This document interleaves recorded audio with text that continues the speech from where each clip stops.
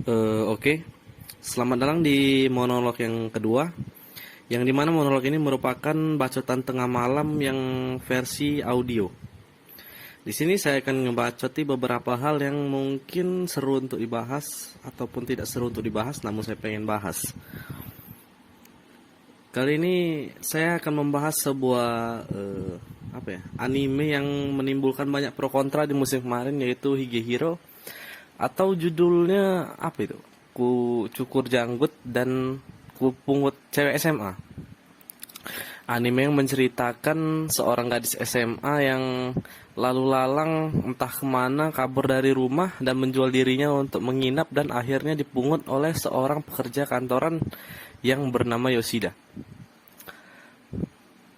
Anime ini banyak menimbulkan pro dan kontra, terutama karakter Sayu yang dinilai katanya itu ya sedikit bitch ya.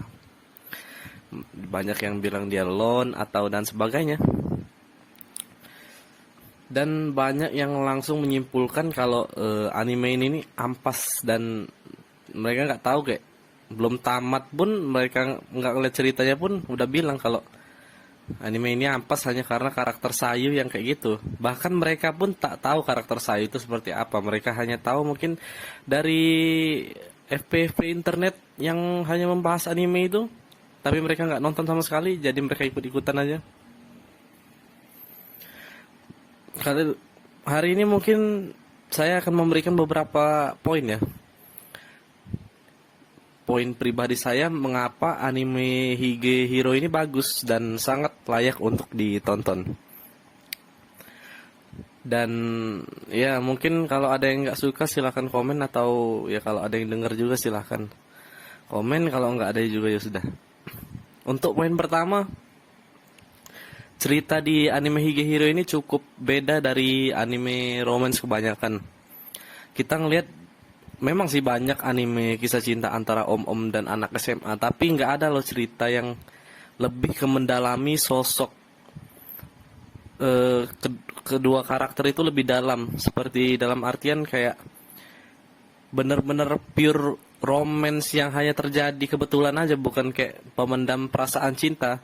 Kita ngelihat karakter Yoshida yang cukup teguh mencintai Goto dari awal episode sampai akhir, walaupun karakter Goto sendiri nggak terlalu dikelihatan lebih banyak ya. Malah karakter siapa itu, Kohai dari Yoshida yang lebih banyak screen time, padahal karakter Goto harusnya bisa lebih banyak dieksplor di animenya, tapi sayang perannya cukup sedikit di sana. Cinta yang terjadi pun sepertinya cinta sepihak dari Sayu, saya perhatikan, walaupun nggak bisa dipungkiri juga si Yoshida pun kayaknya akhirnya memendam perasaan ke Sayu, walaupun Yoshida tetap menahan hasrat nafsunya untuk tidak berpacaran atau tidak mau berhubungan dengan Sayu, karena dia melihat Sayu masih muda, masih kecil, dan ya dia bisa mencari hidup yang lebih baik. Tapi nggak cuman itu doang.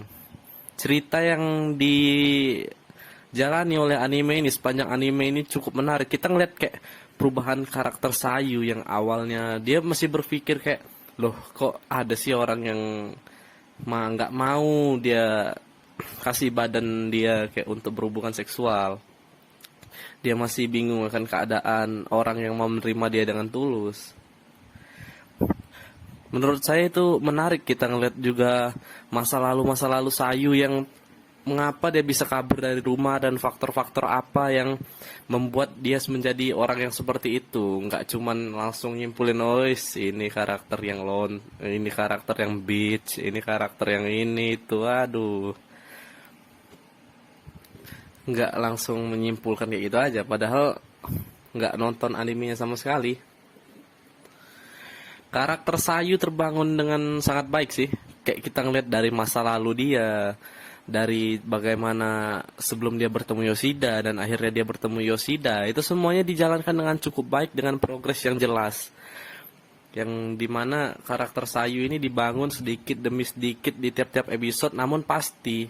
Jadi kayak nggak ada stuck di dalam perkembangan karakternya. Saya bisa bilang pengembangan karakter Sayu ini terbangun dengan sangat baik. Dan ditambah dengan karakter Yoshida juga yang sebagai karakter pendukung yang benar-benar bagus untuk membuat Sayu akhirnya tobat dan mau kembali ke rumah lagi, yang bisa mendorong Sayu menjadi sosok yang seperti dulu lagi, seperti gadis SMA pada umumnya.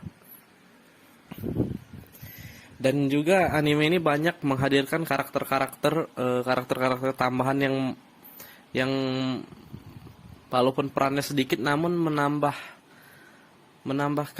gimana ya, menambahkan pemanis di cerita, kayak karakter, aduh saya lupa sih, karakter girl yang temannya Sayu itu, dan si mantan Sayu yang dia pernah tinggal di rumahnya, itu semua kayak bener-bener menambah efek emosional dan efek drama di animenya.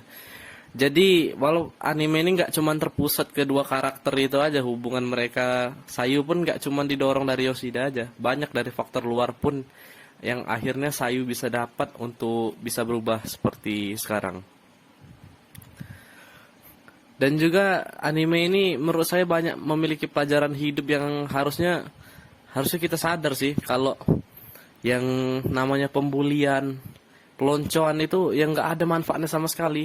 Mungkin kadang orang berpikir kayak, "Oh, ini untuk latihan mental dan sebagainya," tapi mereka nggak memikirkan bagaimana perasaan bagi orang yang dipeloncoin, bagaimana rasanya dibully, dihina, nggak punya power apapun, nggak bisa melawan karena ya nggak punya apa-apa, kita hanya sendirian.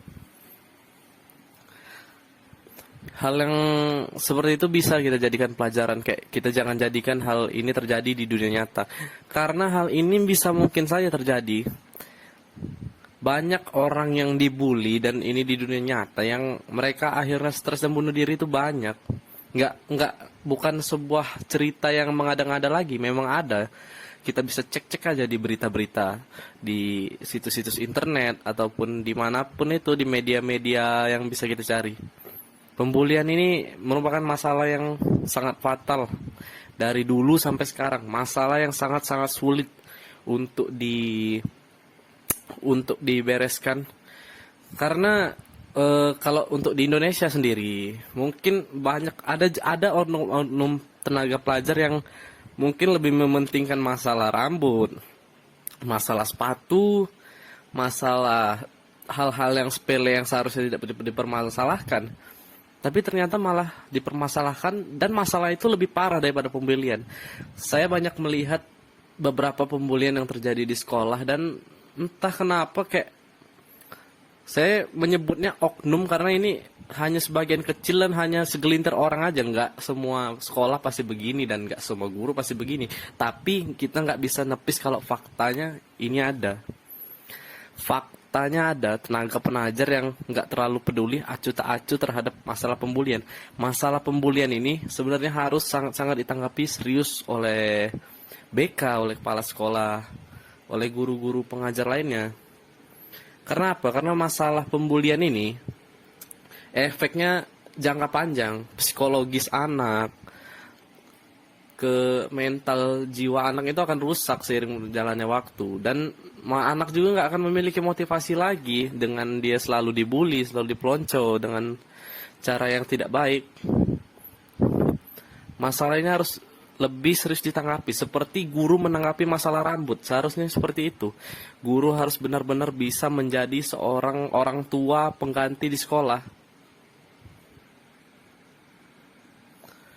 yang dimana posisi guru ini benar-benar harus diletakkan di sentral. Nggak bisa cuman masa bodoh menandang nama guru aja, dan harus benar-benar menjadi tenaga pengajar yang benar-benar jadi tenaga pengajar yang baik, yang bisa mendorong murid menjadi lebih baik lagi. Jangan cuma mikir gaji aja. Dan saya ingatkan lagi, ini cuman oknum, nggak semuanya pasti seperti ini. Dan memang ini bisa diambil dari pelajaran dari anime Higehiro, dan itu bisa terjadi, sangat-sangat bisa terjadi di dunia nyata sendiri. Dengan pembulian, orang bisa bunuh diri, akhirnya bunuh diri, dan ya orang yang terdekatnya pun terkena dampak psikologisnya.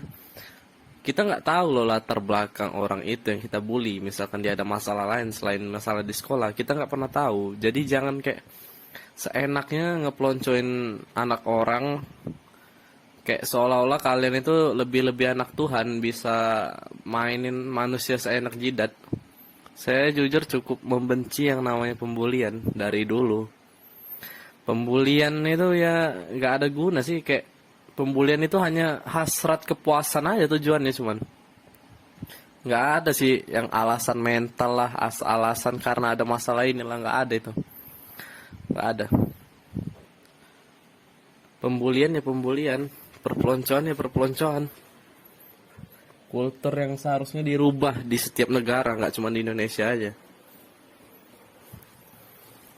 Dan kita kembali ke topik Higehiro.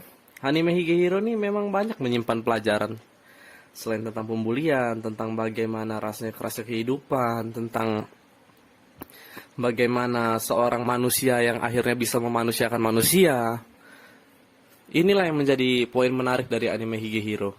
Bukan cuman kita terfokus ke adegan seksual, kita melihat tubuh Sayu, kita melihat ya keseksian Sayu. Nggak cuman itu aja, kita melihat Sayu yang ngebeats di antara di cowok sana, cowok sini, berpindah-pindah rumah. Dan menjual tubuh, kayak langsung disimpulkan itu. Kita lihat dulu gimana kayak latar belakang dari Sayu ini, kenapa dia bisa kayak gini. Kenapa kayak Sayu itu bisa bisa menjadi orang yang kayak gini, bisa pindah-pindah tempat terus menjual dirinya. Kan kita harus tahu dulu, jangan langsung nyimpulkan sesuatu aja. Sebenarnya ini udah cukup basi sih kalau mau dibahas, tapi kalau saya bahas di awal-awal musim mungkin saya nggak terlalu ngerti bakal dengan ceritanya sana, karena saya juga nggak mengikuti novel dan saya juga orangnya tipe yang ngebatch kalau anime. Mungkin akhirnya saya bahas sekarang aja. Anime Higehiro ini sebenarnya anime yang cukup berpotensi, ceritanya cukup baik, dan walaupun ada minusnya juga, kayak tiba-tiba idealisme Yoshida mulai goyah, walaupun akhirnya sampai akhir episode pun dia tetap teguh sih. Drama yang terjadi pun bagus, kayak Lika-liku Yoshida dan Kohai Goto-san pun lumayan bagus, walaupun karakter-karakter tambahannya banyak yang kurang tersorot sih, terutama karakter-karakter yang menjadi teman-teman Yoshida. Kebanyakan dari mereka kurang mendapatkan sorotan. Anime ini benar-benar fokus ceritanya ke Sayu dan Yoshida. Karakter tambahan-tambahan itu hanya menambah bumbu drama dan menambahkan efek yang baik ke Sayu aja, menambahkan efek perkembangan karakter ke Sayu.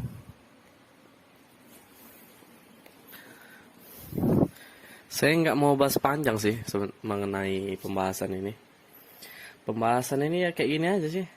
Memang alasan yang membuat bagus anime ini ya karena tadi banyak pelajaran hidup yang bisa kita ambil, yang seharusnya kayak kita udah ngerti efek dampak dari apa yang permasalahan di anime itu, dan sangat mungkin terjadi di dunia nyata karena pembulian itu sangat nyata terjadi di mana-mana, di sekolah manapun, di negara manapun. Dan kita sebagai manusia yang cerdas, manusia yang berpikir, manusia yang memiliki akal, manusia yang berpikir modern, bukan manusia yang berpikir secara primitif, seharusnya mengerti anime ini banyak sekali memberikan pelajaran. Saya nggak bilang sih anime ini bagus banget, cuman ya saya nggak setuju aja kalau orang bilang kayak anime ini anime lacur lah, anime yang karakternya ngampas lah, itulah. Saya kurang setuju aja. Kebanyakan pasti yang ngomong kayak gitu nggak nonton. Saya yakin. Kebanyakan yang ngomong-ngomong kayak gitu, ngebacot di mana-mana itu ya nggak nonton. Jangan pro kontra ya nggak masalah, cuman jangan goblok lah, cerdas lah kalau berpendapat. Berpendapatlah yang cerdas, berdebatlah yang sehat. Walaupun debat itu ya kadang ada emosinya juga, cuman ya harus jangan keluar konteks sih. Ya diskusi, perdebatan itu selalu menimbulkan inovasi baru biasanya. Mungkin ini aja monolog kedua saya kali ini. Entah kenapa kok file saya kepotong dan ini rekaman kedua saya. Ini rekaman pada siang hari. Saya Ezio, saya pamit undur diri. Sekian dan terima kasih.